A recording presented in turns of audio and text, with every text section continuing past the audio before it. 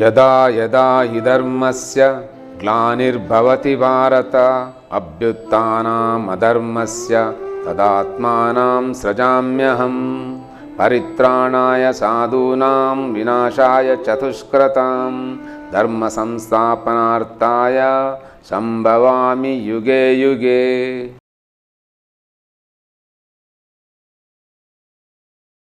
ಭಾರತೀಯ ಸನಾತನಿ ಹಿಂದೂ ಧರ್ಮದ ಎಲ್ಲ ಸಹೃದಯ ಬಂಧುಗಳಿಗೆ ಆಧ್ಯಾತ್ಮ ಚಿಂತನಾ ರಹಸ್ಯ ಸರಣಿಗೆ ಸ್ವಾಗತ.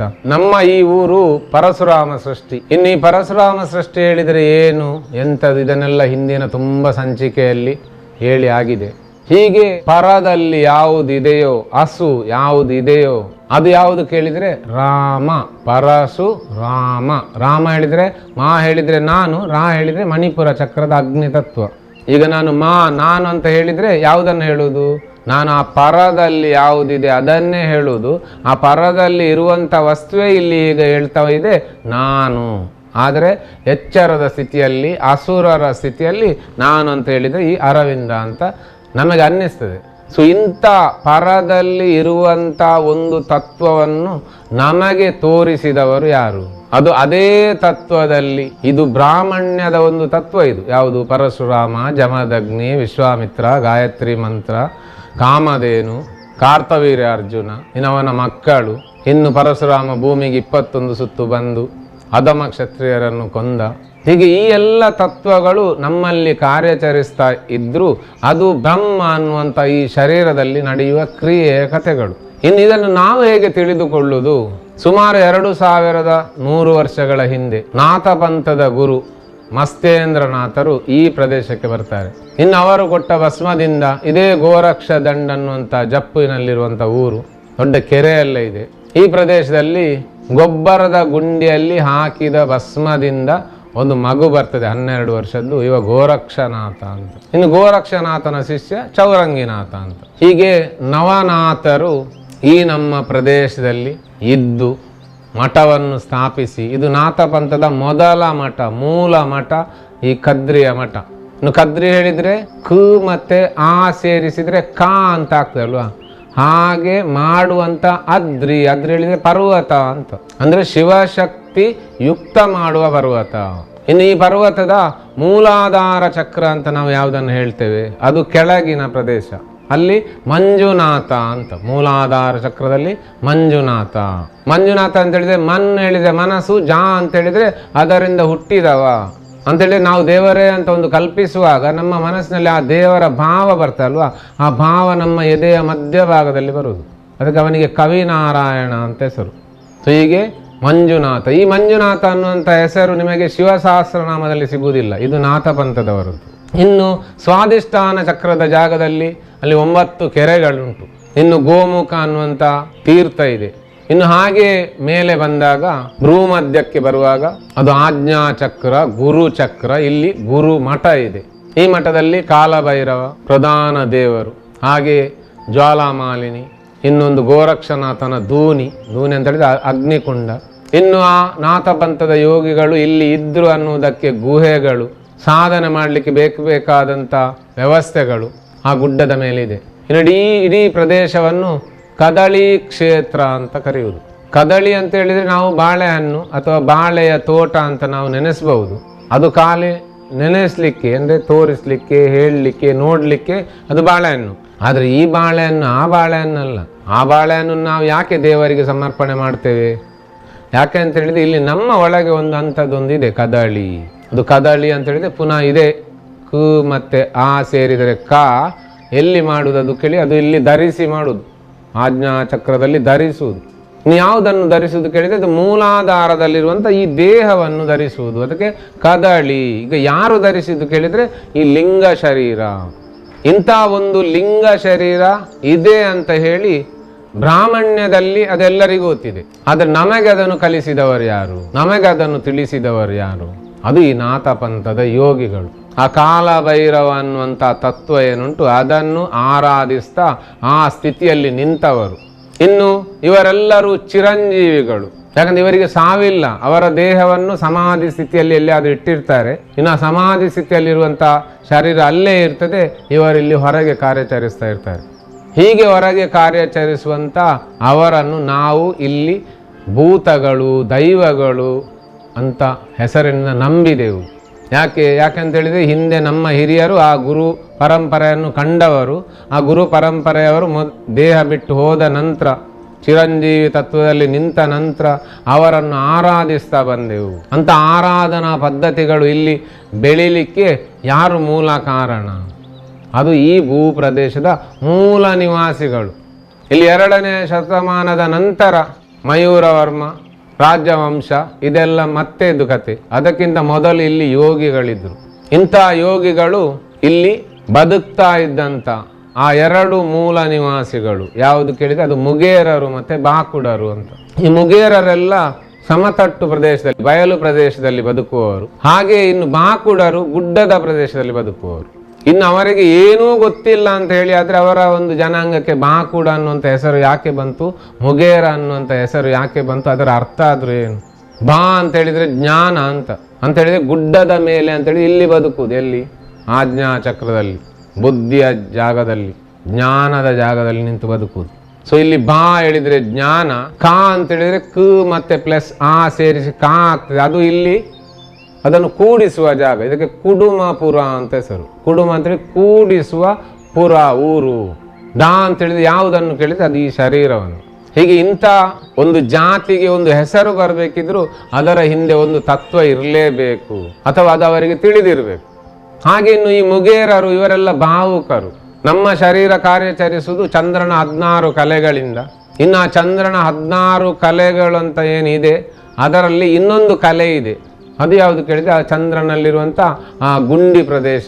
ಅದು ನಿಮಗೆ ಈ ದೂರದಿಂದ ನೋಡುವಾಗ ಹೇಗೆ ಕಾಣ್ತಾ ಹೇಳಿದರೆ ಮೊಲದ ಹಾಗೆ ಕಾಣ್ತದೆ. ಈ ಮೊಲಕ್ಕೆ ನಾವು ಶಶಾಂಕ ಅಂತ ಕರೆಯುವುದು. ಯಾವುದು? ಚಂದ್ರನನ್ನು ಶಶಾಂಕ ಅಂತ ಯಾಕೆ ಕರೆಯುವುದು ಕೇಳಿದರೆ ಅಲ್ಲಿ ಆ ಮೊಲದ ಹಾಗೆ ಒಂದು ಚಿತ್ರ ಉಂಟು, ಕಾಣ್ತದೆ. ಹೀಗೆ ಭಾವುಕರಾಗಿ ಯಾರು ಬದುಕ್ತಾರೆ, ಇಲ್ಲಿ ಬುದ್ಧಿವಂತಿಕೆ ಅಲ್ಲ, ಇಲ್ಲಿ ಭಾವನೆ. ಆ ಭಾವುಕತನದಲ್ಲಿ ಬದುಕುವವರೆಲ್ಲರೂ ಮುಗೇರರು ಅನ್ನುವಂಥ ಜನಾಂಗ. ಮಸ್ತೇಂದ್ರನಾಥರ ನಂತರ ಗೋರಕ್ಷನಾಥರ ಕಾಲಘಟ್ಟದಲ್ಲಿ ಈ ಗೋರಕ್ಷನಾಥರು ಇವರಿಗೆ ಕೊಟ್ಟಂಥ ದೀಕ್ಷೆ ಏನುಂಟು, ಅವರಿಗೆ ಕೊಟ್ಟಂಥ ಈ ಅವ್ಯಕ್ತದಲ್ಲಿರುವಂಥ ವಸ್ತುಗಳನ್ನು ನೋಡುವಂಥ ವಿದ್ಯೆ ಏನು ಕಲಿಸಿಕೊಟ್ರು. ಹಾಗೆಯೇ ಅವರಿಂದ ಶಾಬರ ಮಂತ್ರಗಳನ್ನೆಲ್ಲ ತಿಳಿದುಕೊಂಡು ಅದನ್ನು ಕಲಿತು ಆ ಶಾಬರ ಮಂತ್ರಗಳನ್ನು ಮುಂದೆ ನಾಥಪಂಥದಲ್ಲಿ ಅದು ಮಂತ್ರಗಳೇ ಆಗಿ ಪ್ರಚಲಿತಕ್ಕೆ ಬಂತು. ಇದೆಲ್ಲವೂ ಇಲ್ಲಿರುವಂಥ ಬಿಲ್ಲು ಬಾಣ ಹಿಡಿದುಕೊಂಡು ಕಾಡುಗುಡ್ಡೆಯಲ್ಲಿ ತಿರುಗ್ತಾ ಇದ್ದಂತಹ ಜನಾಂಗದ ಕತೆ. ಮುಂದೆ ಆ ಮುಗೇರರಿಂದಲೇ ಇಲ್ಲಿ ಬಿಲ್ಲವರು ಅನ್ನುವಂಥ ಜನಾಂಗ ಬರ್ತದೆ. ಹಾಗೆ ಮುಗೇರರಿಂದಲೇ ಮೊಗವೀರರು ಅನ್ನುವಂಥ ಜನಾಂಗ ಬರ್ತದೆ. ಇನ್ನು 100 ಮನೆ ಒಂದು ಊರಲ್ಲಿದ್ದರೆ ಆ 100 ಮನೆ ಒಂದೇ ಕುಟುಂಬಕ್ಕೆ ಸಂಬಂಧಪಟ್ಟದಿರ್ತದೆ. ಬೆಟ್ಟದ ಮೇಲೆ ಬದುಕುವಂಥ ಬಾಕುಡರು ಜ್ಞಾನಿಗಳು ಅಂತ ಹೇಳಲಿಕ್ಕೆ ಶಬರಿಮಲೆಯಲ್ಲಿ ಮಕರ ಬೆಳಕು ಅಂತ ಕಾಣ್ತದೆ. ಇದು ಎದುರಲ್ಲಿರುವಂತಹ ಗುಡ್ಡ ಏನಿದೆ ಆ ಗುಡ್ಡದಲ್ಲಿ ಗುಡ್ಡಗಾಡು ಜನಾಂಗದವರಿದ್ದಾರೆ. ಯಾರು? ಗುಡ್ಡದ ಮೇಲೆ ಬದುಕುವ ಬಾಕುಡ ಅನ್ನುವಂಥ ಜನಾಂಗವೇ. ಅವರು ಅಲ್ಲಿ ತಮ್ಮ ಆಚರಣೆಯನ್ನು ಮಾಡ್ತಾರೆ. ಆ ಆಚರಣೆ ಅಲ್ಲಿ ಹಾಕಿ ಬೆಂಕಿಯೆಲ್ಲ ಹಾಕಿ ಅದನ್ನು ಮೇಲೆ ಆರಿಸುವಂಥ ತಮ್ಮ ಆಚರಣೆಯನ್ನು ಮಾಡ್ತಾರೆ. ಈಗ ಅಂಥ ಒಂದು ಆಚರಣೆ ಗುಡ್ಡದ ಇನ್ನೊಂದು ಪ್ರದೇಶದಲ್ಲಿ ಇರುವಂಥ ಈ ಅಯ್ಯಪ್ಪ ಸ್ವಾಮಿಯ ಭಕ್ತರಿಗೆ ಅದು ಒಂದು ಮೈ ನವಿರೇಳಿಸುವಂಥ, ಒಂದು ಪುಳಕಿತಗೊಳಿಸುವಂಥ ಒಂದು ಘಟನೆ ಅದು. ಯಾಕಂತ ಹೇಳಿದರೆ ಇಲ್ಲಿ ಅದು ಸತ್ಯವ ಸುಳ್ಳ ಇದು 2ನೇದ್ದು. ಇಲ್ಲಿ ಆಗ್ಲಿಕ್ಕಿರುವುದೇನು? ಆಗ್ಲಿಕ್ಕಿರುವುದು ನಮ್ಮ ಒಳಗಿನ ಚೈತನ್ಯವನ್ನು ನಾವು ಉದ್ದೀಪನಗೊಳಿಸ್ಲಿಕ್ಕಿರುವುದು, ಜಾಗೃತಗೊಳಿಸ್ಲಿಕ್ಕಿರುವುದು. ಅದಕ್ಕೋಸ್ಕರ ಎಲ್ಲ ನಮ್ಮನೆಯ ಪವಾಡಗಳೆಲ್ಲ ಇರುವುದು. ಆ ಪವಾಡವನ್ನು ನಾವು ಕಂಡಾಗ ನಮ್ಮ ಮೈ ರೋಮಾಂಚನಗೊಳ್ಬೇಕು, ಹೀಗೂ ಇದೆ ಅನ್ನೋ ಹಾಗೆ ಕಲ್ಪಿಸಬೇಕು. ಆ ವಿಸ್ಮಯತೆಯನ್ನು ನಮ್ಮ ದೇಹ ಅನುಭವಿಸಬೇಕು. ಅದಕ್ಕೆ ಇಂಥ ಎಲ್ಲ ಆಚರಣೆಗಳನ್ನು ತಂದವರು ಇದೇ ನಾಥಪಂಥದವರು. ಹೀಗೆ ಇವತ್ತು ಈ ಮಂಗಳೂರಿನ ಸುತ್ತಮುತ್ತಲಿನ ಇಡೀ ಪ್ರದೇಶ ಏನಿದೆ ಅದು ಪೂರ್ತಿ ನಾಥಪಂಥಕ್ಕೆ ಸಂಬಂಧಪಟ್ಟ ಪ್ರದೇಶ. ಹಾಗೆ ಅದಕ್ಕೆ ರಾಜ ಆ ನಾಥಪಂಥದ ಯೋಗಿ. ಈಗ ಈ ಪ್ರದೇಶ ಪೂರ್ತಿ ಯಾರ್ಯಾರ ಕೈಯಲ್ಲಿ ಆಗಿ ನಾಥಪಂಥಕ್ಕೆ ಒಂದು ಸ್ವಲ್ಪ ಜಾಗ ಮಾತ್ರ ಉಳಿದಿದೆ ಅಲ್ಲಿ. ಹಾಗಂತೇಳಿ ಆ ನಾಥಪಂಥದ ಜಾಗದಲ್ಲಿ ನಾವು ವಾಸಿಸ್ತಾ ಇದ್ದೇವೆ. ಆದ್ದರಿಂದ ನಾವು ವರ್ಷಕ್ಕೆ 1 ಸಲ ಆದರೂ ಅಲ್ಲಿ ಭೇಟಿ ಕೊಡಬೇಕು. ಅಲ್ಲಿ ಏನಾದರೂ ಅಲ್ಲಿ ನಾವು ಬದುಕ್ತಾ ಇರುವುದಕ್ಕೆ ಒಂದು ಉಂಬಳಿಯಾಗಿ ಏನಾದರೂ ನಾವು ಸಮರ್ಪಣೆ ಮಾಡಬೇಕು. ನಾವು ಎಷ್ಟು ಕಷ್ಟವನ್ನು, ನೋವನ್ನು, ದುಃಖವನ್ನು, ಸಮಸ್ಯೆಯನ್ನು ಅನುಭವಿಸಲಿಕ್ಕೆ ತಯಾರಿದ್ದೇವೆ, ಅದನ್ನು ಪರಿಹರಿಸಿಕೊಳ್ಳುವ ದಾರಿ ನಮಗೆ ಗೊತ್ತಿಲ್ಲ. ನಮ್ಮ ಈ ಪ್ರದೇಶದಲ್ಲಿ ಇವತ್ತು ನಾವೇನಾದರೂ ಕಷ್ಟ ಸಮಸ್ಯೆಯನ್ನು ಅನುಭವಿಸ್ತಾ ಇದ್ದೇವೆ ಅಂತ ಹೇಳಿದ್ರೆ ಅದಕ್ಕೆ ಒಂದು ಕಾರಣ ಏನಂತೇಳಿ, ನಾವು ಗುರುವನ್ನು ಬಿಟ್ಟದ್ದು. ನಮಗೆ ಗುರು ಅಂತ ಹೇಳಿದ್ರೆ ಯಾರಂತೇಳಿ ಗೊತ್ತಿಲ್ಲ. ನಾಥ ಪಂಥಕ್ಕೂ ನಮಗೂ ಸಂಬಂಧವೇ ಇಲ್ಲದ ಹಾಗೆ ನಾವು ಬದುಕ್ತಾ ಇದ್ದೇವೆ. ಹಾಗಂತೇಳಿ ನಮ್ಮ ಮನೆಯ ದೈವ, ಭೂತ, ನಾಗ ಅದೆಲ್ಲವೂ ಅದೇ ನಾಥ ಪಂಥಕ್ಕೆ ಸಂಬಂಧಪಟ್ಟದ್ದು, ಅದೇ ಜೋಗಿಗಳ ಕತೆ. ಇನ್ನು ನಮ್ಮ ಮನೆಯಲ್ಲಿ ಯಾವುದಾದ್ರೂ ಒಂದು ಒಳ್ಳೆಯ ಕಾರ್ಯ ನಡೀತಾ ಉಂಟು, ಮಂಗಳ ಕಾರ್ಯ ನಡೀಲಿಕ್ಕುಂಟು, ಹಾಗೆಯೇ ನಮ್ಮ ಕುಟುಂಬದ ದೈವ ದೇವರುಗಳ ಪರ್ವ, ಕೋಲ, ನೇಮ, ಹಾಗೆ ಇಲ್ಲಿ ಕಂಬಳಗಳೆಲ್ಲ ನಡೆಯುವಾಗ, ಹಾಗೆ ಊರಿನ ಜಾತ್ರೆ ನಡೆಯುವಾಗ, ಗ್ರಾಮ ದೈವದ ನೇಮ ಉತ್ಸವಗಳೆಲ್ಲ ನಡೆಯುವಾಗ ನಾವು ಮೊದಲು ಆ ಮಠಕ್ಕೆ ಹೋಗಿ ಅಲ್ಲಿ ಗುರುವಿಗೆ ಗುರು ಕಾಣಿಕೆಯನ್ನು ಕೊಟ್ಟು ಆ ಗುರುವಿನ ಆಶೀರ್ವಾದವನ್ನು ಪಡೆದುಕೊಂಡು ಬಂದ್ರೆ ಇವತ್ತು ನಾವು ಏನೆಲ್ಲ ಸಮಸ್ಯೆಗಳು, ರೋಗ ರುಜಿನಗಳು, ಕಷ್ಟ ಕಾರ್ಪಣ್ಯಗಳಂತ ನಾವು ಅನುಭವಿಸ್ತೇವಲ್ವಾ, ಇದೆಲ್ಲವೂ 100% ಪರಿಹಾರ ಆಗಲಿಕ್ಕೆ ಸಾಧ್ಯ ಇದೆ. ಯಾಕಂತ ಹೇಳಿದ್ರೆ ನಮ್ಮ ಗೂಂಟ ಒಂದೇ ಜಾಗದಲ್ಲಿ ಇಲ್ಲ, ನಮ್ಮ ಮನಸ್ಸು ಛಿದ್ರ ಆಗಿದೆ. ಅದನ್ನೀಗ ಒಂದು ಸೇರಿಸಬೇಕು, ಅದನ್ನು ಒಂದು ಗೂಂಟಕ್ಕೆ ತರಬೇಕು. ಆ ಒಂದು ಗೂಂಟಕ್ಕೆ ತರುವ ಕ್ರಿಯೆಯೇ ಈ ನಾಥ ಪಂಥದವರು 2100 ವರ್ಷಗಳ ಹಿಂದೆ ಹಾಕಿದಂಥ ಬೀಜ ಇವತ್ತು ಬೆಳೆದು ಹೆಮ್ಮರವಾಗಿದೆ. ಮಾವಿನ ಮರದಲ್ಲಿ ಮಾವಿನಕಾಯಿ ಆಗುವುದು, ತೆಂಗಿನ ಮರದಲ್ಲಿ ತೆಂಗಿನಕಾಯಿ ಆಗುವುದು. ಅಂದು ಯಾವ ಉದ್ದೇಶಕ್ಕೋಸ್ಕರ ಬೀಜ ಹಾಕಿದ್ರು ಆ ಬೀಜ ಇವತ್ತು ಬೆಳೆದು ಹೆಮ್ಮರವಾಗಿ ನಿಂತಿದೆ. ಅದು ಯಾವುದು ಕೇಳಿದ್ರೆ ಅದು ನಮ್ಮ ದೈವ, ದೇವರು, ಭೂತ, ನಾಗ, ಈ ಆರಾಧನಾ ಪದ್ಧತಿಗಳು ಇಲ್ಲಿದ್ದು. ಇದೆಲ್ಲವೂ ನಮ್ಮ ಸಂಸ್ಕೃತಿಯನ್ನು ನಾವು ಗಟ್ಟಿಯಾಗಿ ಹಿಡಿದುಕೊಳ್ಳುವ ಹಾಗೆ ಮಾಡಿದೆ. ಒಂದು ವೇಳೆ ತಪ್ಪಿದ್ರೆ ಏನೆಲ್ಲ ಅನಾಹುತಗಳು ನಡೀತದೆ ಅನ್ನುವಂಥದ್ದು ನಮಗೆಲ್ಲರಿಗೂ ಗೊತ್ತಿದೆ.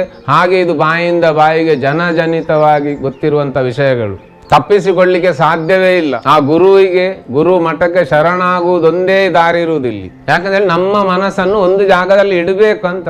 ಹಾಗೆ ಈ ಮಠ ಅಲ್ಲದೆ ನಾಥ ಪಂಥದ ಜೋಗಿಗಳು ಆ ನಾಸಿಕ್ನಿಂದ ನಡೆದುಕೊಂಡು ಬರುವಾಗ ಅವರೊಂದಿಗೆ ಅವರ ಪರಿಚಯದವರು, ಅವರ ಜಾತಿಯವರು ಅಥವಾ ಒಬ್ಬ ಯಾರು ಜೋಗಿ ಆಗಿದ್ದಾನೆ ಅವನಿಗೆ ಸಂಬಂಧಪಟ್ಟವರು ಸಹ ಆ ದಂಡಿಯಲ್ಲಿ ಬರ್ತಿದ್ರು.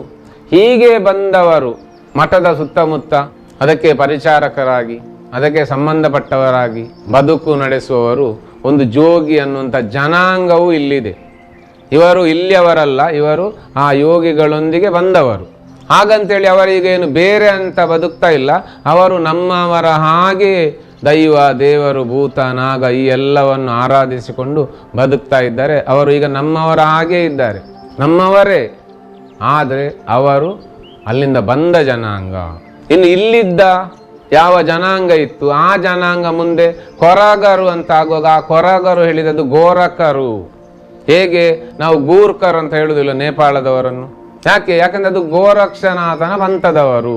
ಇನ್ನು ಅದರಿಂದ ಉದ್ದ ಕಥೆಯೆಲ್ಲ ಇದೆ. ಹಾಗೆ ಇಲ್ಲಿ ನಾವು ಕೊರಗರು ಅಂತ ಹೇಳುವಾಗ ಆ ಕೊರಗರು ಗೋರಕರು, ಅದು ಗೋರಕ್ಷನಾಥನ ಕಾಲಘಟ್ಟಕ್ಕೆ ಅವರು ಕೊರಗರು ಅಂತ ಆದ್ರು. ಇನ್ನು ಹಾಗೆ ಅದು ಮುಂದುವರಿತಾ ಮತ್ತೆ ಬೇರೆ ಬೇರೆ ಬೇರೆ ಬೇರೆ ಜನಾಂಗಗಳು ಇಲ್ಲಿ ಸೃಷ್ಟಿ ಆಗ್ತಾ ಹೋಯಿತು. ಇನ್ನು ಬೇರೆ ಬೇರೆ ಜನಾಂಗಗಳಿಗೆ ಅವರವರದ್ದೇ ಒಂದು ಆಚರಣೆ ಪದ್ಧತಿಗಳು ಬೇರೆ ಬೇರೆಯಾಗಿ ನಡೆಸ್ತಾ ಹೋದ್ರು. ಈಗ ನಮ್ಮನ್ನು ನಾವು ಬೇರೆ ಬೇರೆ ಬೇರೆ ಅಂತ ಗುರುತಿಸಿಕೊಂಡೆವು ಅಷ್ಟೇ. ಮಡಕೆ ಮಾಡುವವ ಕುಂಬಾರ, ಕೂದಲು ತೆಗೆಯುವ ಭಂಡಾರಿ, ಹೀಗೆ ಬೇರೆ ಬೇರೆ ರೀತಿಯಿಂದ ನಮ್ಮನ್ನು ನಾವು ಗುರುತಿಸಿಕೊಂಡೆವು. ನಾವೆಲ್ಲರೂ ಒಂದೇ ಸೂತ್ರದವರು, ಒಂದು ಮಾಲೆಯ ಒಂದೊಂದು ಮಣಿಗಳಷ್ಟೇ. ಇವತ್ತು ಮಾಲೆ ತುಂಡಾಗಿದೆ, ಮಣಿ ಎಲ್ಲ ಕೆಳಗೆ ಬಿದ್ದಿದೆ. ಇದನ್ನು ಮತ್ತೆ ಜೋಡಿಸಬೇಕು, ಮತ್ತೆ ಪೋಣಿಸಬೇಕು. ವ್ಯಾಲ ಯಜ್ಞ ಸೂತ್ರಮಿಂದು ಶೇಖರಂ ಕೃಪಾಕರಂ, ಹೀಗೆ ಪೋಣಿಸುವವನಿಗೆ ಕಾಲಭೈರವ ಅಂತ ಹೆಸರು. ಹೀಗೆ ನಾಥ ಪಂಥದ ಗುರು ಮಸ್ತೇಂದ್ರನಾಥ ಮತ್ತೆ ಹುಟ್ಟಿ ಬಂದು ಹಳಿ ತಪ್ಪಿದ ಎಲ್ಲವನ್ನು ಮತ್ತೆ ಹಳಿಯ ಮೇಲೆ ಇಟ್ಟು ಅವ ಕಲ್ಕಿಯಾಗಿ ಹೋದ ಅಂತ ಹಿಂದಿನ ಸಂಚಿಕೆಯಲ್ಲಿ ಹೇಳಿದ್ದೇನೆ. ಇಂಥ ಗುರು ಮಸ್ತೇಂದ್ರನಾಥ ಇರುವ ಕಾಲಘಟ್ಟದಲ್ಲಿ ಈ ಜೋಗಿ ಮಠ ಒಂದು 100-120 ವರ್ಷಗಳಿಂದ ಹಾಗೇ ಇತ್ತು. ಸನ್ಯಾಸಿಗಳು ಅವರವರ ಮೂಲ ಮಠದಿಂದ ಇಲ್ಲಿ ಬರ್ತಾರೆ, 12 ವರ್ಷ ನಿಲ್ತಾರೆ, ಅದರ ನಂತರ ಮತ್ತೆ ಪುನಃ ಅವರು ಹಿಂದೆ ಹೋಗ್ತಾರೆ. ಹಾಗಂತೇಳಿ ಇದನ್ನು ಯಾರು ಬೆಳೆಸ್ಲಿಕ್ಕೆ ಹೋಗ್ಲಿಲ್ಲ.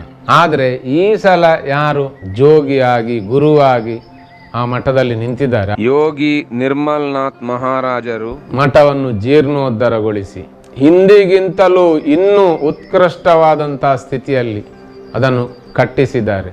ಆಗ ಆ ಮಸ್ತೇಂದ್ರನಾಥ ಬಂದು ಮಾಡಿದಂಥ ಏನು ಕ್ರಿಯೆ ಉಂಟು ಆ ಕ್ರಿಯೆಗೆ ಅನುಗುಣವಾಗಿ ಇಲ್ಲಿಯೂ ಒಂದು ಕ್ರಿಯೆ ನಡೆಯಿತು. ಹಾಗೆ ಹಿಂದೆ ಇದ್ದಂಥ ಮೂರ್ತಿಯನ್ನು ಆ ದೋಣಿಯ ಬದಿಯಲ್ಲಿಟ್ಟರು, ಇಲ್ಲಿ ಹೊಸ ಮೂರ್ತಿಯನ್ನಿಟ್ಟರು. ಈ ಹೊಸ ಮೂರ್ತಿಯ ಒಟ್ಟಿಗೆ ಒಂದು ನಾಯಿ ಇದೆ, ಹಾಗೆ ಆ ಮೂರ್ತಿಯ ಎದುರಲ್ಲಿ ಒಂದು ನಾಯಿ ಇದೆ. ಹಿಂದೆ ಇದ್ದಂಥ ಮೂರ್ತಿಯಲ್ಲಿ ಒಂದು ನಾಯಿ ಮಾತ್ರ ಇತ್ತು ಅಂತೇಳಿ ಅದು ಮಸ್ತೇಂದ್ರನಾಥನ ಕಾಲಭೈರವ. ಈಗ ಇರುವಂತ ಮೂರ್ತಿ ಅದು ಗೋರಕ್ಷನಾಥನ ಕಾಲಭೈರವ. ಹಾಗಾದ್ರೆ ಅಲ್ಲಿ ಒಂದು ನಾಯಿ ತನ್ನ ಗುರುವಿನದ್ದು ಕಾಲಭೈರವ, ಇನ್ನೊಂದು ನಾಯಿ ತನ್ನೊಟ್ಟಿಗೆ ಇರುವಂಥದ್ದು. ಸೊ ಈ ಗೋರಕ್ಷನಾಥನ ಒಟ್ಟಿಗಿರುವಂಥ ಆ ನಾಯಿಗೆ ಗೋಮಾರಿ ಭೈರವ ಅಂತ ಹೆಸರು. ಗೋಮಾರಿ ಭೈರವ ಅಂತ ಹೇಳಿದ್ರೆ ಗೋವುಗಳನ್ನೆಲ್ಲ ರಕ್ಷಣೆ ಮಾಡುವವ. ಸೊ ಯಾವುದೆಲ್ಲ ಗೋವುಗಳು ಕೇಳಿದರೆ, ಸೊ ನಮ್ಮ ಶರೀರದಲ್ಲಿ 14 ಲೋಕಗಳಿದೆ. ಈ 14 ಲೋಕಗಳಿಗೆ ಸಂಬಂಧಪಟ್ಟಂಥ ಜ್ಞಾನವನ್ನು ರಕ್ಷಣೆ ಮಾಡುವವ. ಇನ್ನು ದೇವಲೋಕದ ಗೋವುಗಳಂತೇಳಿದರೆ ಅದೆಲ್ಲವೂ ನಮ್ಮ ಒಳಗಿರುವ ಗೋವುಗಳೇ. ಹೀಗೆ ದೇವಲೋಕದ ಗೋವುಗಳನ್ನು ಅಸುರರು ಕದ್ದುಕೊಂಡು ಹೋದಾಗ ಅದನ್ನು ಮತ್ತೆ ಹಿಂದಕ್ಕೆ ತಂದುಕೊಟ್ಟಂಥ ನಾಯಿಗೆ ಸುರಾಮೆ ಅಂತ ಹೆಸರು.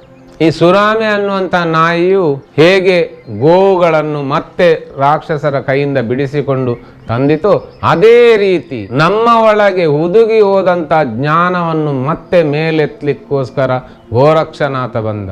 ಆ ತತ್ವಗಳು ಇಲ್ಲಿ ಸರಿಯಾಗಿ ಈಗ ಕಾರ್ಯಾಚರಿಸ್ತಾ ಇದೆ. ಇದಲ್ಲದೆ ಈಗ ಆ ಸನಾತನ ಸಂಸ್ಕೃತಿಯ ಪಕ್ಷದಿಂದ ಯಾರು ಚುನಾವಣಾ ಕಣದಲ್ಲಿ ನಿಂತಿದ್ದಾನೆ ಆ ವ್ಯಕ್ತಿ ಸಾಮಾನ್ಯ ವ್ಯಕ್ತಿ ಅಲ್ಲ. ಹೇಗೆ ಈ ಇಡೀ ಪ್ರದೇಶ ನಾನು ಗೋರಕ್ಷನಾಥನಿಗೆ ಸಂಬಂಧಪಟ್ಟದಂತ ಹೇಳಿದ್ನು, ಹಾಗೆ ಈ ತತ್ವಗಳೆಲ್ಲ ಇಲ್ಲಿ ಈಗ ನಿಜ ಅರ್ಥದಲ್ಲಿ ಕಾರ್ಯಾಚರಿಸ್ತಾ ಇದೆ. ಯಾಕೆ ಕಾರ್ಯಾಚರಿಸ್ತಾ ಇದೆ ಅಂದರೆ ನಮ್ಮ ದೈವ, ದೇವರು, ನಾಗ, ಭೂತ ಈ ಎಲ್ಲ ಆರಾಧನಾ ಪದ್ಧತಿಗಳಿಂದ ಅದು ಕಾರ್ಯಾಚರಿಸ್ತಾ ಇದೆ ನಮ್ಮೊಳಗೆ. ಇದು ಕಾರ್ಯಾಚರಿಸುವುದು ಸತ್ಯ ಎಂದಾದರೆ ಅದಕ್ಕೆ ಸರಿಯಾಗಿ ಈಗ ಒಂದು ಘಟನೆ ನಡೀತಾ ಉಂಟು. ಆ ಘಟನೆ ಯಾವುದೆಂದರೆ ಸಂಸತ್ ಸದಸ್ಯತ್ವಕ್ಕೆ MP ಎಲೆಕ್ಷನಿಗೆ ಯಾರು ಈಗ ಇಲ್ಲಿ ನಿಂತಿದ್ದಾನೆ ಆ ವ್ಯಕ್ತಿ ಗೂರ್ಖಾ ರೆಜಿಮೆಂಟ್ನಲ್ಲಿ ಕ್ಯಾಪ್ಟನ್ ಆಗಿದ್ದವ. ಭಾರತೀಯ ಭೂಸೇನೆಯ ಗೂರ್ಖಾ ರೆಜಿಮೆಂಟ್ನ ಕ್ಯಾಪ್ಟನ್ ಅಂತ ಹೇಳಿದ್ರೆ ಅವ ಗೋರಕ್ಷನಾಥ. ಗೂರ್ಖಾ ರೆಜಿಮೆಂಟ್ ಎಲ್ಲಿದ್ದು ಅದು ನೇಪಾಳದ್ದು, ಗೂರ್ಖರದ್ದು. ಇನ್ನು ಅದಕ್ಕೆ ಒಬ್ಬ ಸಾರಥಿ ಅಂತ ಹೇಳಿದರೆ ಅಂತಹ ಸಾರಥಿ ಇವತ್ತು ಇಲ್ಲಿ ಚುನಾವಣಾ ಕಣದಲ್ಲಿ ನಿಂತಿದ್ದಾನಂತ ಹೇಳಿದರೆ ಇಲ್ಲಿ ಆ ಗೋರಕ್ಷನಾಥ ತತ್ವ ಕಾರ್ಯಾಚರಿಸ್ತಾ ಇದೆ. ಅದಕ್ಕೋಸ್ಕರ ಇವತ್ತು ನಮಗೆ ಅವ ಕ್ಯಾಪ್ಟನ್ ಆಗಿ ಬರ್ತಾ ಇದ್ದಾನೆ. ಯಾಕೆ? ಅದು ನಾಥ ಪಂಥದ ಬೀಜ. ಅದು ಹೇಗೆ ಕಾರ್ಯಾಚರಿಸ್ತಾ ಇದೆ ಅಂತ ಹೇಳಿದರೆ ನೀವೀಗ ನೋಡಿ ಎಲ್ಲ ಆಶ್ಚರ್ಯ ಆದಿತ್ತು ನಿಮಗೆ. ಹೀಗೆಲ್ಲ ನಡೀತದೆ ಇಲ್ಲಿ. ನಂಬಿದ್ರೆ ಎಲ್ಲವೂ ಇದೆ, ನಂಬದಿದ್ರೆ ಇಲ್ಲಿ ಯಾವುದಿಲ್ಲ. ಇನ್ನು ಇದಕ್ಕೆ ಸೂಚನೆ ಅನ್ನುವ ಹಾಗೆ ಹೀಗೆ ಇನ್ನು ಈ ನಾಥ ಪಂಥದ ತತ್ವದಲ್ಲಿ ಹೇಗೆ ಮಸ್ತೇಂದ್ರನಾಥ ಮತ್ತು ನಾನು ಗೋರಕ್ಷನಾಥ, ಚೌರಂಗಿನಾಥ ಅಂತ ಹೇಳಿದ್ನು, ಅದು ಇಲ್ಲಿ ಹೇಗಿದೆ ಅಂತ ಕೇಳಿದರೆ ಈ ದೇಹ ಅಂತ ಹೇಳಿದರೆ ಗೋರಕ್ಷನಾಥ, ಲಿಂಗ ಶರೀರ ಅಂತ ಹೇಳಿದರೆ ಮಸ್ತೇಂದ್ರನಾಥ, ಇಲ್ಲಿ ಒಂದು ಭಾವನೆ ಅಂತ ಏನುಂಟು ಫೀಲಿಂಗ್ಸ್ ಅದು ವಿಷ್ಣು ಗ್ರಂಥಿಯ ಮೇಲಿರುವುದು ಇದು ಚೌರಂಗಿನಾಥ. ಇನ್ನು ಆ ಮಸ್ತೇಂದ್ರನಾಥ ತತ್ವವು ಕಾರ್ಯಾಚರಿಸುವುದು ಇದೇ ಜಾಗದಿಂದ. ಯಾಕಂತೇಳಿ ಅವನಿಗೆ ಕವಿ ನಾರಾಯಣ ಅಂತ ಹೆಸರು. ಇನ್ನು ಆಜ್ಞಾ ಚಕ್ರದಿಂದ ಯಾರು ಕಾರ್ಯಾಚರಿಸ್ತಾ ಇದ್ದಾನೆ ಅವನಿಗೆ ಹರಿನಾರಾಯಣ ಅಂತ ಹೆಸರು. ಅದು ಪಿಟ್ಯೂಟರಿ ಗ್ಲ್ಯಾಂಡ್ನಿಂದ ಕಾರ್ಯಾಚರಿಸುವುದಂತ.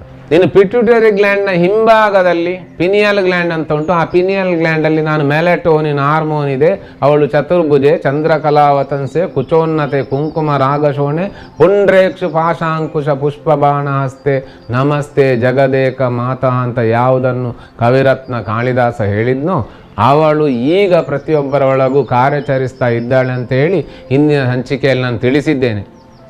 ಅಂಥ ರಾಜರಾಜೇಶ್ವರಿ ಈ ಗೋರಕ್ಷನಾಥನ ಶಕ್ತಿ.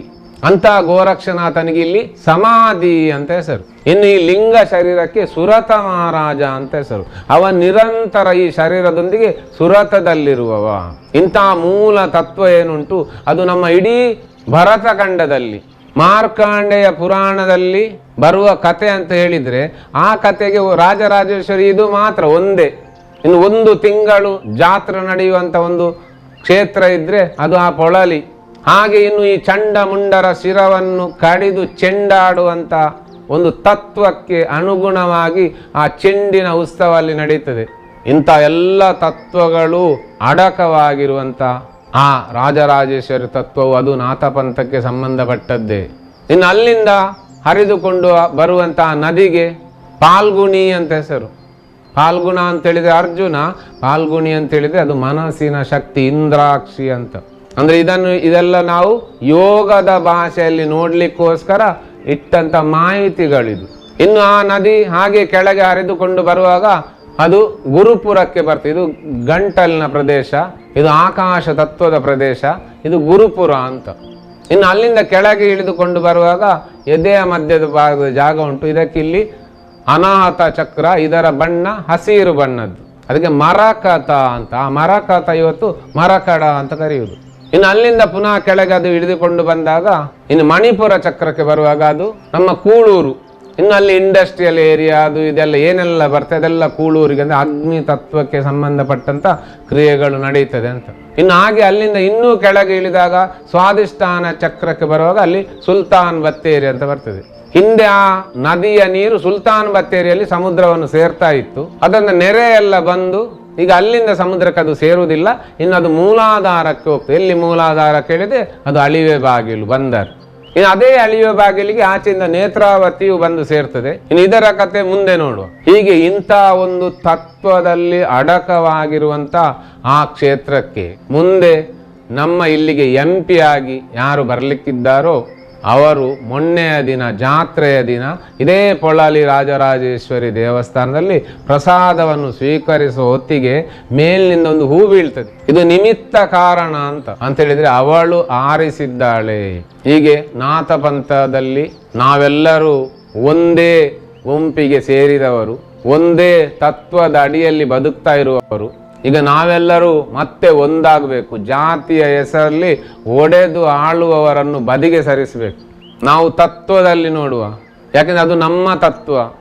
ಇನ್ನು ಯಾವುದೋ ಪ್ರದೇಶದಿಂದ ಇಲ್ಲಿ ಬಂದವನಿಗೆ ಆ ತತ್ವ ಕಾಣ್ತದಂತ ಏನು ಗ್ಯಾರಂಟಿ ಇಲ್ಲ. ಯಾಕಂದರೆ ಅದು ಘಟ್ಟದ ಮೇಲಿನವರದ್ದು ಬೇರೆ, ಘಟ್ಟದ ಕೆಳಗಿನ ನಮ್ಮ ಸಂಸ್ಕೃತಿಯೇ ಬೇರೆ. ಘಟ್ಟದ ಮೇಲಿನಿಂದ ಹೆಸರು ಮರೆಸಿ ಬಂದು ಇಲ್ಲಿ ನಿಂತು ಯಾವುದನ್ನು ಸಾಧಿಸಲಿಕ್ಕೆ, ಅದು ನಾನು ಹಿಂದಿನ ಸಂಚಿಕೆಯಲ್ಲಿ ತಿಳಿಸಿದ್ದೇನೆ, ಮರೀಚನ ಕತೆ. ಇನ್ನು ಮುಂದೆ ನೀವು ತಿಳಿದುಕೊಳ್ಳಿಕ್ಕಿದೆ ಯಾವುದು, ಈ ಪ್ರತಿ ಒಂದು ಜಾತಿಯಲ್ಲಿ ಬರಿ ಅಂತ ಉಂಟು, ಬಳಿ. ಆ ಬಳಿಗಳು ಎಲ್ಲ ಜಾತಿಯಲ್ಲಿ ಸಮಾನ ಇದೆ ಅಲ್ಲ, ಅದು ಹೇಗೆ? ಯಾಕೆಂತೇಳಿ ಇಲ್ಲಿ ಸಂಬಂಧ ಇದೆ. ಇಲ್ಲಿ ನಾವು ವೃತ್ತಿಯಲ್ಲಿ ಮಾತ್ರ ನಾವು ಬೇರೆ ಬೇರೆ ಹೊರತು ತತ್ವದಲ್ಲಿ ನಾವು ಬೇರೆ ಬೇರೆ ಅಲ್ಲ. ಹೀಗೆ ನಾವು ಒಂದಾಗ್ಲಿಕ್ಕಿದೆ. ನಾವು ಒಂದಾಗಿ ನಿಂತರೆ ನಮ್ಮ ಜಾತಿ ನಮ್ಮ ಆಚರಣೆಗೆ, ನಮ್ಮ ಕಟ್ಟುಪಾಡುಗಳಿಗೆ, ನಮ್ಮ ಸಂಸ್ಕೃತಿಗೆ ಅದು ಪೂರಕವೇ ಆಗಿರುವಂಥದ್ದು. ಅಲ್ಲಿ ಯಾವುದೇ ರೀತಿಯ ಸಮಸ್ಯೆ ಇಲ್ಲ. ಈ ಸಮಸ್ಯೆಯನ್ನು ಹುಟ್ಟಿಸುವವರು ಯಾರು, ಒಡೆದು ಆಳುವವರು ಯಾರು? ಇದು ಸ್ವಲ್ಪ ಪ್ರಜ್ಞಾವಂತರಾಗಿ ನಾವು ಆಲೋಚಿಸಬೇಕಷ್ಟೆ. ನಮಗೂ ನಮ್ಮೊಳಗೊಂದು ಆತ್ಮ ಅಂತ ಇದೆ. ಆತ್ಮಪೂರ್ವಕವಾಗಿ ಸ್ವಲ್ಪ ಆಲೋಚಿಸಿ. ನಮ್ಮಲ್ಲಿ ಯಾರು ಗಾಳಿಯಿಂದ ಹಾರಿಕೊಂಡು ಬರಲಿಲ್ಲ. ಪ್ರತಿಯೊಬ್ಬರಿಗೊಂದು ವಂಶವಾಹಿನಿ ಅಂತ ಇದೆ. ಆ ವಂಶವಾಹಿನಿಯ ಹಿಂದಿನ ಎಲ್ಲರೂ ಇದೇ ಪ್ರದೇಶದಲ್ಲಿ ಬದುಕಿದವರು. ಅದೇ ದೈವ, ದೇವರು, ನಾಗ, ಭೂತ ಅಂತ ಆರಾಧಿಸಿಕೊಂಡು ಬಂದವರು. ನಮಗೊಂದು ಸಂಸ್ಕೃತಿ ಇದೆ. ಆ ಸಂಸ್ಕೃತಿ ಉಳಿಬೇಕಿದ್ರೆ ಇವತ್ತು ನಾವು ತೆಗೆದುಕೊಳ್ಳುವಂಥ ನಿರ್ಧಾರ ನಮ್ಮ ಸಂಸ್ಕೃತಿಯನ್ನು ಉಳಿಸ್ತದ ಬಿಡ್ತದ ಅನ್ನುವಂಥ ಒಂದು ಘಟ್ಟಕ್ಕೆ ತಂದು ನಿಲ್ಲಿಸಿದೆ. ಹೀಗೆ ಆ ನಾಥಪಂಥದ ಏನು ತತ್ವ ಇದೆ, ಆ ತತ್ವದ ಪ್ರಕಾರ ಪ್ರತಿಯೊಬ್ಬನ ಒಳಗೂ ನವರಸಗಳು ಅಂತ ಇದೆ. ಆ ನವರಸಗಳೇ ಇಲ್ಲಿ ನವನಾರಾಯಣರು. ಆ ನವನಾರಾಯಣರೇ ಇಲ್ಲಿ ನವನಾಥರಾಗಿ ಹುಟ್ಟಿ ಬರುವುದು. ಇಲ್ಲಿ ಪ್ರತಿಯೊಬ್ಬರ ಒಳಗೂ ಅಂತ ಒಬ್ಬೊಬ್ಬ ನಾಥನ ಕಥೆ ಇದೆ. ಪ್ರತಿಯೊಬ್ಬರೊಳಗೂ 9 ನಾಥರಿದ್ರೂ ಕಾರ್ಯಾಚರಣೆಗೆ ಎಲ್ಲ 9 ನಾಥರು ಅಲ್ಲಿ ಕೆಲಸ ಮಾಡ್ತಾರೆ. ಅಲ್ಲಿ ಒಂದು ನಾಥ ಪ್ರತಿಯೊಬ್ಬನೊಳಗೂ ಜಾಗೃತಗೊಂಡೇ ಇರ್ತಾನೆ. ಇನ್ನು ಈ ತತ್ವ ಏನು ನಾನು ಹೇಳ್ತಾ ಇದ್ದೇನೆ, ಇದು ಅವನು ಇವನಂತಲ್ಲ, ಪ್ರತಿಯೊಬ್ಬರಿಗೂ ಇದು ಅನ್ವಯಿಸುವಂಥದ್ದು. ಯಾಕೆ? ಪ್ರತಿಯೊಬ್ಬರ ಒಳಗೂ ನವರಸದ ಕೆಲಸವೇ ನಡೆಯುವುದು. ಪ್ರತಿಯೊಬ್ಬರ ಒಳಗೂ ಸತ್ವ ರಜೋ ತಮ ಗುಣದ ಕೆಲಸವೇ ನಡೆಯುವುದು. ಹಾಗೆ ಈ ನವರಸಗಳು ಈ 3ರಲ್ಲಿ ಕಾರ್ಯಾಚರಿಸಿದಾಗ ಅಲ್ಲಿ 27 ನಮೂನೆಯ ಜನರಾಗ್ತಾರೆ. ಈ 27 ನಕ್ಷತ್ರಗಳು ಅಂತ. ಇನ್ನು ಅದಕ್ಕೆ 4 ಪಾದ ಸೇರಿದೆ. ಪೃಥ್ವಿ, ಜಲ, ಅಗ್ನಿ, ವಾಯು ಅನ್ನುವಂಥ 4 ತತ್ವದಲ್ಲಿ ಯಾವುದಾದ್ರೂ ಒಂದೊಂದು ತತ್ವದಲ್ಲಿ ಒಬ್ಬೊಬ್ಬ ಬದುಕ್ತಾನೆ. ಇಲ್ಲಿಗೆ 108 ನಮೂನೆಯ ಜನರದು. ಇನ್ನು ಈ ಎಲ್ಲ ತತ್ವಗಳನ್ನು ನಾವೀಗ ಕ್ರೋಢೀಕರಿಸಿ ನಾವೆಲ್ಲರೂ ಒಂದು ಗೂಂಟದ ಅಡಿಯಲ್ಲಿ ಹೋಗಬೇಕು. ಅದು ನಾಥಪಂಥ. ಇನ್ನು ಈ ಪ್ರದೇಶದಲ್ಲಿರುವಂಥ ಎಲ್ಲ ದೇವಸ್ಥಾನಗಳು ನಾಥಪಂಥಕ್ಕೆ ಸಂಬಂಧಪಟ್ಟದ್ದೇ. ಹೇಗೆ ನಾವು ನಮ್ಮ ದೈವ, ದೇವರು, ಭೂತ, ನಾಗ ಅನ್ನುವಂಥ ಸಂಸ್ಕೃತಿಯನ್ನು ಬಿಡಲಿಕ್ಕೆ ಸಾಧ್ಯವೇ ಇಲ್ಲದೆ ಇರುವಂಥ ಒಂದು ವ್ಯವಸ್ಥೆ, ಕಟ್ಟುಪಾಡು ನಮ್ಮಲ್ಲಿ ಇದೆಯೋ, ಹಾಗೆಯೇ ಅದು ನಮ್ಮಲ್ಲಿ ಪೂರ್ಣ ಕಾರ್ಯಾಚರಿಸಬೇಕಿದ್ರೆ ನಾವು ಮತ್ತೆ ಆ ನಾಥ ಪಂಥದ ಮೂಲ ಮಠವನ್ನು ಮುಟ್ಟಬೇಕು. ನಾಥ ಪಂಥದ ಮೂಲ ತತ್ವವನ್ನು ನಾವು ಗಟ್ಟಿ ಹಿಡಿಬೇಕು. ಆಗ ನಮ್ಮ ಸಂಸ್ಕೃತಿಯು ಉಳಿಯುತ್ತದೆ. ಇನ್ನು ಮತ್ತೆ ನಮ್ಮನ್ನು ಒಡೆದು ಆಳಲಿಕ್ಕೆ ಯಾರು ಇರುವುದಿಲ್ಲ. ಮತ್ತೆ ನಾವು ಮೇಲೆದ್ದು ನಿಲ್ಲಬೇಕು. ಮತ್ತೆ ಸನಾತನತೆಯನ್ನು ಇಡೀ ಜಗತ್ತಿಗೆ ಸಾರಿದಂಥ ಪ್ರದೇಶ ನಮ್ಮದು. ಇಡೀ ಪ್ರಪಂಚಕ್ಕೆ ದೇವರನ್ನು ಕಲಿಸಿ ತೋರಿಸಿಕೊಟ್ಟಂಥ ಭೂಪ್ರದೇಶ ನಮ್ಮದು. ಈ ನಾಥಪಂಥದ ಯೋಗಿಗಳೆಲ್ಲ ಇಲ್ಲಿ ಬಂದು ಈ ಪರಶುರಾಮ ಸೃಷ್ಟಿಯಲ್ಲಿ ನಿಂತು ಅದನ್ನೆಲ್ಲವನ್ನು ಕಂಡುಕೊಂಡವರು. ಯಾಕೆ ಕಂಡುಕೊಂಡ್ರು ಕೇಳಿದರೆ, ಪರಶುರಾಮ ಅನ್ನುವಂಥ ಒಂದು ತತ್ವವನ್ನು ಅವರು ಕಲ್ಪಿಸಲಿಕ್ಕೆ, ಭಾವಿಸಲಿಕ್ಕೆ, ಅನುಭವಿಸಲಿಕ್ಕೆ ಸಮರ್ಥರಾದರು. ಅವರು ಯೋಗಿಗಳಂತಾದರು. ಅಂಥ ಯೋಗಿಗಳು ಕಲಿಸಿಕೊಟ್ಟಂಥ ಯಾವ ತತ್ವ ಇದೆ ಅದು ಇವತ್ತಿಗೂ ಇಲ್ಲಿ ಕಾರ್ಯಾಚರಿಸ್ತಾ ಇದೆ. ಇನ್ನು ನಾವೆಲ್ಲರೂ ಒಂದು ಅನ್ನುವಂತಹ ಭಾವದೊಳಗೆ ಸೇರಿಕೊಳ್ಳಿಕ್ಕಿರುವುದು. ಅದನ್ನು ಸೇರಿಸುವವ ಯಾರು ಕೇಳಿದರೆ, ಪುನಃ ವ್ಯಾಲಯಜ್ಞ ಸೂತ್ರಮಿಂದು ಶೇಖರಂ ಕೃಪಾಕರಂ ಅವಕಾಲ ಭೈರವ. ನನ್ನ ಗುರುಗಳು ಹೇಳ್ತಾ ಇದ್ರು, ಅಂತಿಂಥವರಲ್ಲ ನೀವು, ನಿಮ್ಮಂಥವರ ಜಗ ಕಂಡಿಲ್ಲ ಅಂತ. ಸೊ ಅದನ್ನೇ ನಾನು ನಿಮಗೂ ಇಲ್ಲಿ ತಿಳಿಸ್ತಾ ಇದ್ದೇನೆ. ಯಾಕಂತ ಹೇಳಿದರೆ, ನಾವು ಅತ್ಯುತ್ಕೃಷ್ಟವಾದಂಥ ಆರಾಧನಾ ಪದ್ಧತಿಯನ್ನು, ಕೌಲಾಚಾರದ ಪದ್ಧತಿಯನ್ನು ಇವತ್ತಿಗೂ ನಡೆಸಿಕೊಂಡು ಹೋಗುವವರು ನಾವು.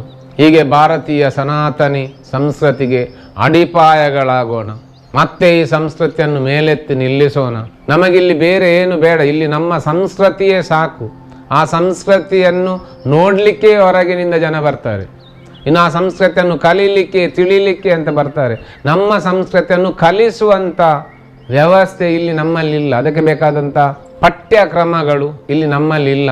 ಇದಕ್ಕೆ ದ್ಯೋತಕವಾಗಿ ಆ ಕಾಂತಾರ ಅನ್ನುವಂಥ ಚಿತ್ರ ಹೇಗೆ ಇಡೀ ಭೂಮಂಡಲದಲ್ಲಿರುವಂಥ ಎಲ್ಲರನ್ನು ಹೇಗೆ ರೋಮಾಂಚನಗೊಳಿಸಿತ್ತು, ಹೇಗೆ ಪುಳಕಿತಗೊಳಿಸಿತ್ತು, ಹೇಗೆ ಪ್ರತಿಯೊಬ್ಬನ ಒಳಗಿರುವಂಥ ಆ ವರ್ಣ ತಂತು ಏನುಂಟು ಅದು ಪಂಜುರ್ಲಿ ಅಂತ.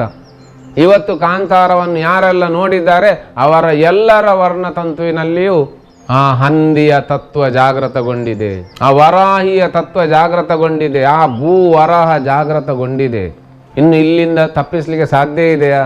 ಇನ್ನು ಕಾಂತಾರ ಚಿತ್ರ ಅಲ್ಲೇ ತನಕ ಹೋಗ್ತದೆ ಅಂತೇಳಿ ಯಾರು ಕಲ್ಪಿಸಿರ್ಲಿಕ್ಕಿಲ್ಲ. ಆದರೆ ಹೋಗ್ಲಿಕ್ಕೆ ಕಾರಣ ಆ ಪಂಜುರ್ಲಿ ಅನ್ನುವಂಥ ತತ್ವ, ಆ ಕಲ್ಕುಡ ಅನ್ನುವಂಥ ತತ್ವ. ಅದು ನಮ್ಮನ್ನು ಕೆತ್ತುವ ತತ್ವ, ದಾರಿ ತಪ್ಪಿದರೆ ಮತ್ತೆ ಸರಿದಾರಿಗೆ ತರುವ ತತ್ವ ಅದು.